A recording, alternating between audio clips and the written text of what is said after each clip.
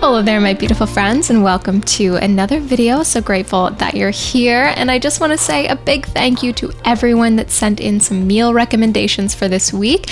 I chose some ones that were not only time consuming but a little bit challenging and things that I don't typically make. However, we are starting this one off with the most simple recipe. Tiramisu could be made in a very complex way, but we are keeping it low-key on this one. I combined some cashew yogurt and maple syrup. I made some coffee on this morning, so I just kind of took the last little remnants, threw that into a bowl, and started layering. I'm just using store-bought biscuits. I couldn't even find ladyfingers, let alone do I think ladyfingers are even vegan? I'm not sure. This one is a great breakfast recipe as well, so you could mix protein powder in with your coconut yogurt, find a quote-unquote healthy biscuit option for yourself, and you got that kick of caffeine as well.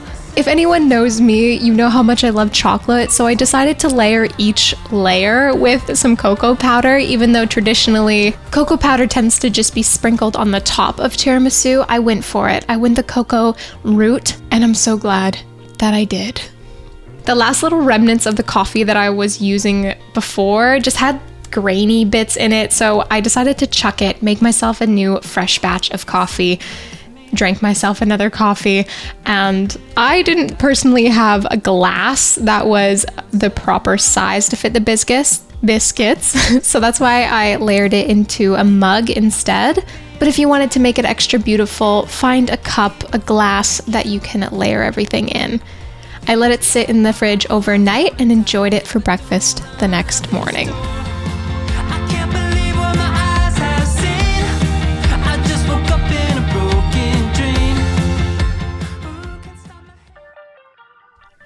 For recipe number 2, we're doing cabbage rolls. The violinist suggested I do traditional Ukrainian meals, so cabbage rolls is what I chose. I'm starting this one off by dicing half of an onion into small little bits, and then I'm actually going to slice the remainder of the half of onion, and we're using an entire onion for this dish, but for two separate things. I'm gonna adjust you. I think you'll like that better. I try to get as much prep done before I do the actual cooking of a meal. That way I'm not running around, I'm not stressed, I'm not trying to chop something and add something to the pot before the rest of it burns, as I once was very much like that as a cook. Anyways, I got some olive oil into a pan along with the aromatics and my mushrooms.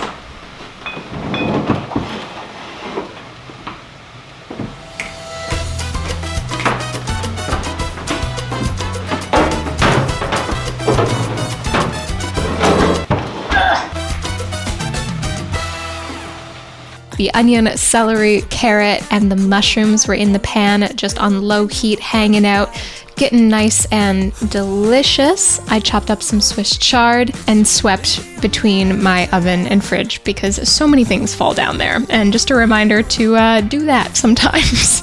I salted everything to taste, peppered everything to taste, and then I'm going to add 1 teaspoon of apple cider vinegar, a cup of brown rice. I decided to use brown rice for this recipe just because it tends to be a little less starchy and also have some more amino acids. And I'm just trying to be conscious of my health. I added half of a cup of red split lentils, 2 cups of water, a teaspoon worth of miso paste, and 3 bay leaves. So why I did the miso paste is just to add a little bit more depth and a little bit more of an umami flavor to this. If I was adding meat to this recipe, for instance, it wouldn't necessarily need that umami flavor because the meat's gonna bring that. But since we're vegan, we need to add a little extra oomph. I just want to say I don't know why I thought that this was a good idea for like 3 seconds. I boiled some water, put it in a bowl, and then tried to soak my cabbage leaves in there, and I'm like, immediately, this is not it. So I dumped that into a pot, boiled some more water, and just so you know, I love listening to Latin jazz when I'm cooking. It just gets me in the zone. I feel energetic. I feel a little extra saucy and just ready for anything, you know? But anyways, I got my cabbage leaves into my boiling water, and while they were hanging out for about 7 to 9 minutes, they did take longer than what I thought they would. But obviously it depends on your individual cabbage, so just keep an eye on them. You don't want them too soggy and you don't want them too stiff. But anyways, I minced up some garlic and then got that garlic into the frying pan with the sliced onion and olive oil, gave that a stir, allowed it to become fragrant. And as you see, I'm just doing everything all at once. I don't really like to individually make things just for the video's sake, so I got my 3 pots on the stove. We're managing all 3 pots. Into the onion garlic mixture, I got a can of diced tomato and 1/3 a cup of thick coconut milk. Make sure your coconut milk is not sweetened because traditionally this would be sour cream, but I opted to use coconut milk for that creaminess. I salted it to taste, added some chili to taste, and that's the mixture that's going to be sauced on top of our cabbage rolls. Once our cabbage leaves were done, our rice mixture's all finished up, and the tomato sauce is bubbling away on the stove, getting all delicious, I started rolling up my cabbage rolls. This isn't an exact science because it really does depend on how big your cabbage leaves are. So I just stuffed mine to what I thought would be okay, tucked everything in there tightly, and then gave it a really good roll, and then just did that over and over and over again. My one suggestion would just to be make sure that you do roll the first bit very tightly, compacting the rice mixture, so that way it's not all loose and falling apart when you eat it later. So once I got them all done, I'm just using the same pot that I had the rice mixture in, adding some tomato sauce to the bottom of it just to make sure the cabbage rolls don't stick. And then I stuffed the pot as full as I could possibly get it, just doing 1 layer, however, and then topping that off with some more tomato sauce. Because I couldn't fit all of the cabbage rolls into this one dish, I just covered that with a lid, chucked that into the oven, and then I'm using a trusty old tin thing that just came with this apartment that I've now used a jillion times. And it is looking a little beat up, but that's okay. Again, just layering the bottom with a good amount of tomato sauce, tucking everything in there tightly, and then topping them off with a good amount of tomato sauce as well. And we're going to bake these guys from anywhere between 40 to 50 minutes. You could go a little bit over depending on how thick your cabbage leaves really are, but I personally like a little extra crunch, so I did more closer to the 40 end. You can let them rest for 5 to 10 minutes before serving, or you can just dive right in, add some more tomato sauce on top, and enjoy. Also, P.S., I didn't know cabbage rolls could be this sexy.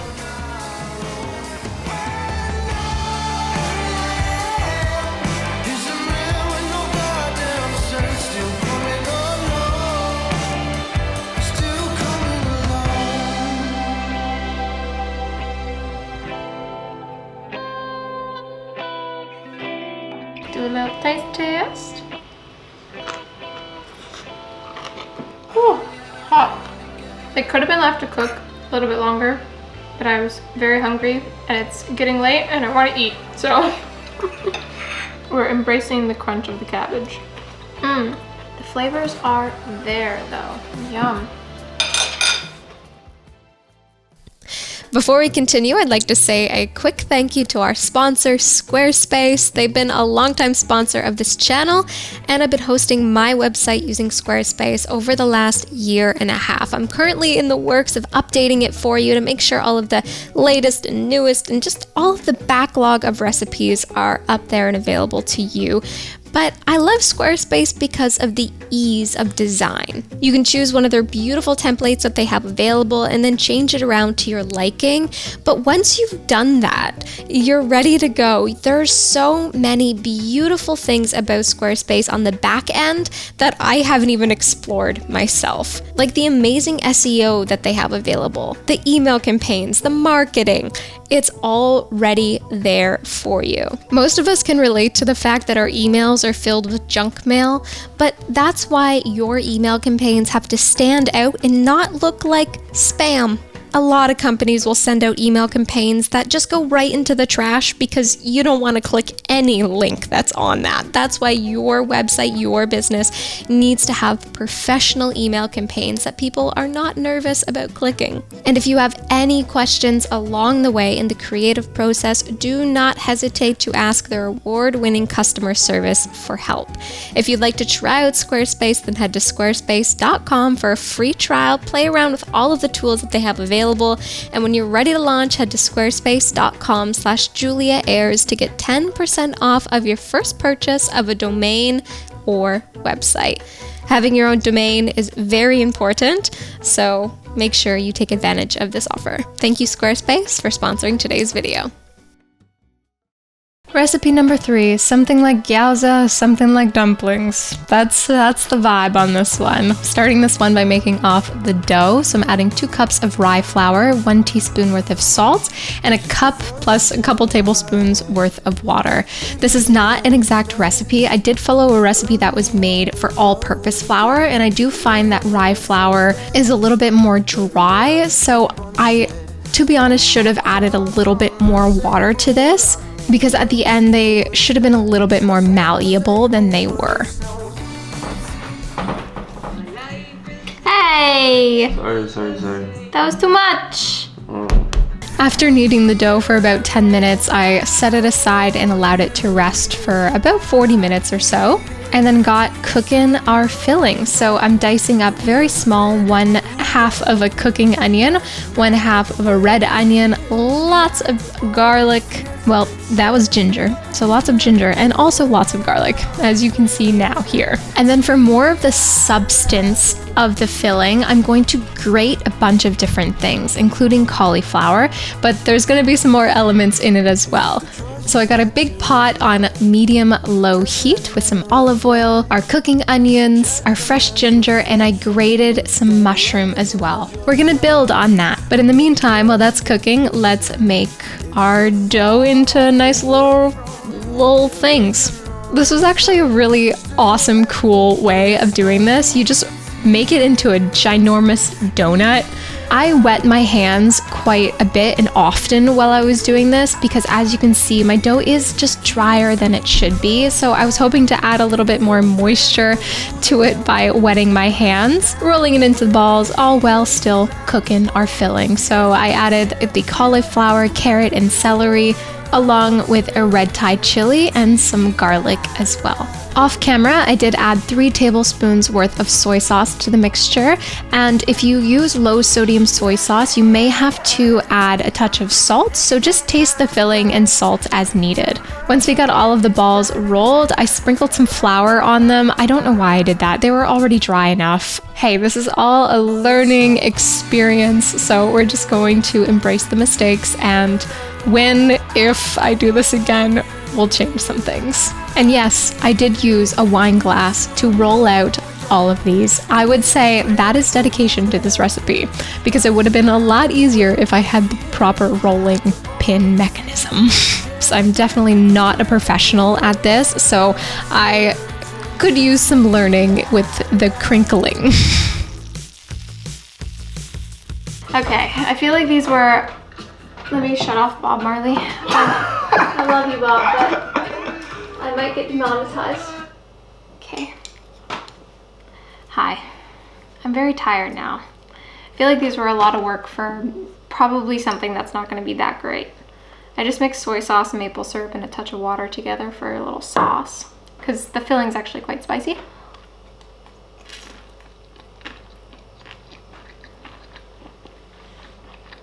Pretty good. Yeah. I'm not mad about it.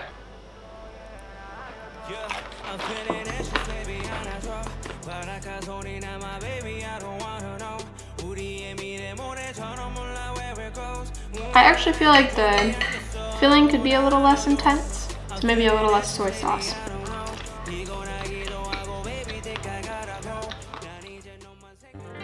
Lasagna. Something that is so delicious that I never make. So thank you for encouraging me to do this. I feel like every single recipe ever of mine starts off with an onion. So here we are, chopping our millionth onion of our life and getting that into the frying pan with a tablespoon worth of olive oil, 4 to 5 mushrooms, and then browning that. Once the bottom of the pot had a good caramelization, I added 3 cloves of garlic, sprinkle of salt, and after it was nice and fragrant, which took about 30 to 45 seconds, I threw the carrot in there. And just because I forgot to chop the celery, I added the lid on top And then once we got it chopped, I threw it into the same pot. Seasoned everything with a teaspoon worth of Italian herbs, a quarter of a teaspoon of smoked paprika, chili to taste, black pepper, a couple tablespoons worth of balsamic vinegar, 1 can of diced tomato, and 1 can of tomato puree, just with a splash of water in each can just to get all the last little remnants. And I completely forgot to add the lentils, but we'll do that later and I'll touch on that in a bit. Let's make our cheesy filling layer. I crumbled in tofu, and I would recommend doing soft or medium tofu. It's just so expensive where I am for some reason. I don't know why. So I used firm tofu and then added vegan yogurt, which you will do with the soft or medium tofu, but it will just depend on how much. That's why I didn't give an exact measurement for that. However, I added 2 tablespoons of nutritional yeast, a splash of water, a couple teaspoons worth of apple cider vinegar, a tablespoon worth of olive oil, and salt to taste. We want the cheesy layer to be a little bit acidic and a little bit salty, as cheese naturally is. I got my red lentils into a bowl and soaked them for 5 to 10 minutes, strained my lentils, and then got them into the tomato mixture. After cooking the lasagna noodles for about 5 minutes, I got them onto a plate and started building my lasagna. Layering the bottom with a good amount of the tomato sauce, our noodles, our cheesy layer, and then I'm also going to add a layer of spinach on top as well. Just make sure not to crowd the spinach too much because it can add a little bit too much empty space in the lasagna, and we want it to be tightly packed to ensure the noodles can cook well. Also, add enough sauce. Do not be scared to add the sauce. And just to ensure everything was tightly packed before shoving it into the oven, I gave the lasagnas a good little tap to release any air bubbles, and then we baked it for 45 to 55 minutes at 175 degrees Celsius, which is 350 Fahrenheit.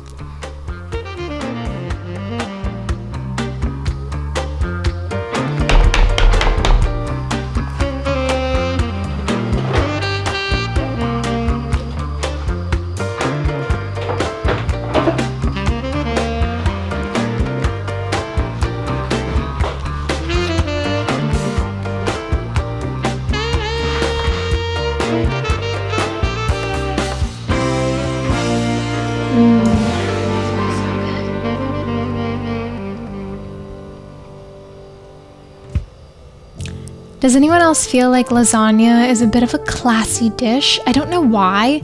Maybe it's just because it takes 17 million years to make. So once it's done, you feel like you need to respect it. So light a candle, listen to a little jazz music while you're eating your lasagna, and have seconds.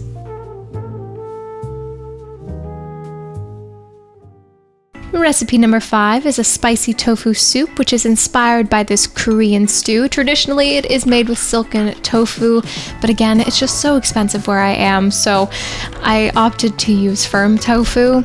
That's something I'll touch on in a hot minute. Cutting up the 1,000,001 onion, lots of garlic, and some green onion as well, and then these cute little zucchinis. Oh my goodness, I couldn't. Why are tiny things just so adorable, you know? Cutting those into tiny little chunks, setting them aside, and then also slicing up a bunch of mushrooms. I got some olive oil into the pan along with some sesame oil, the onion, and the sliced mushrooms as well, giving them a stir until there was a nice caramelization on the bottom of the pot, adding the garlic, the red Thai chili, and also the green onion, along with the zucchini as well. Because I'm using firm tofu, I decided to add it now just so it could soak up all of the flavors while it was cooking. But if you are going to use soft tofu, I do recommend that for this recipe.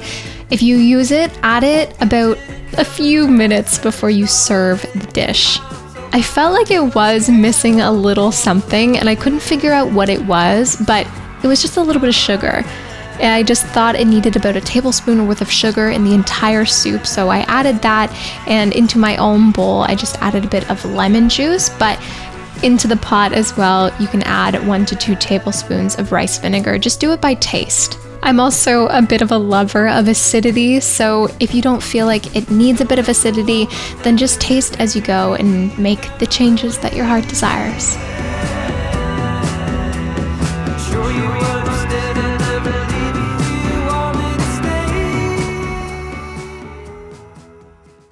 Recipe number 5, our last recipe, is potato pancakes. I had 2 suggestions for it, so I had to get down and dirty and get to the potato pancakes. I'm using golden potatoes for this one just because the skin is a lot more enjoyable and I didn't have to peel the potatoes, so I gave them a wash.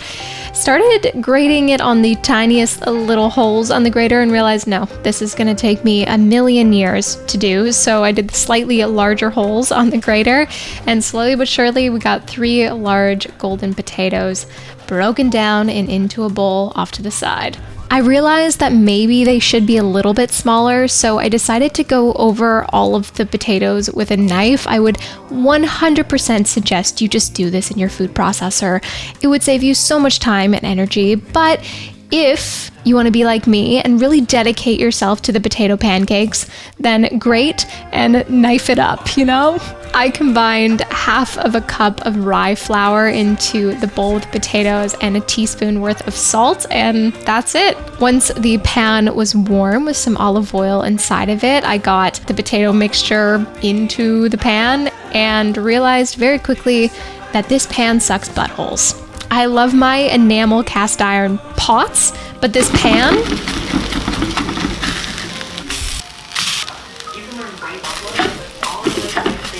I miss my cast iron pan so much, you guys. You have no idea.